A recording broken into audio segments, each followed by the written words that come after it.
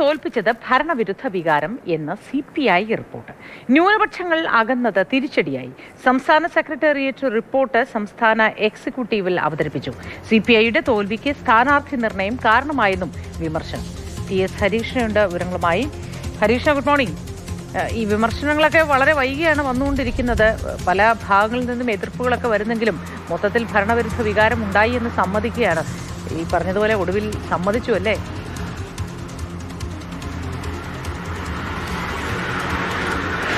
Good morning Mothi. അതാണ് എന്തുകൊണ്ട് തോറ്റു എന്നുള്ള വിലയിരുത്തലുകളും കണക്കുകൂട്ടലുകളും ഒക്കെ നടക്കുകയാണ്. അപ്പോൾ അതിൻ്റെ ഭാഗമായിട്ട് CPIയുടെ ഭാഗത്തുനിന്ന് നേരത്തെ തന്നെ പരാജയത്തിൻ്റെ കാരണങ്ങൾ വിലയിരുത്തിയിരുന്നു. ഇപ്പോൾ CPI റിപ്പോർട്ടിലാണ് ഭരണവിരുദ്ധ വികാരമാണ് പരാജയത്തിന് കാരണം, വലിയൊരു കനത്ത പരാജയത്തിൻ്റെ കാരണം എന്ന് പറയുന്നത് ഭരണവിരുദ്ധ വികാരമാണ് എന്ന് CPI റിപ്പോർട്ടിൽ പറയുന്നത്.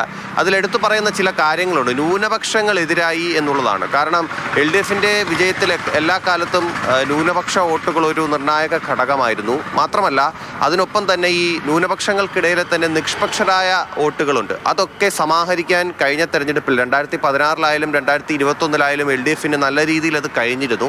പക്ഷേ ഇത്തവണ 2026-ൽ അതെല്ലാം അപ്പാടെ താളം തെറ്റി.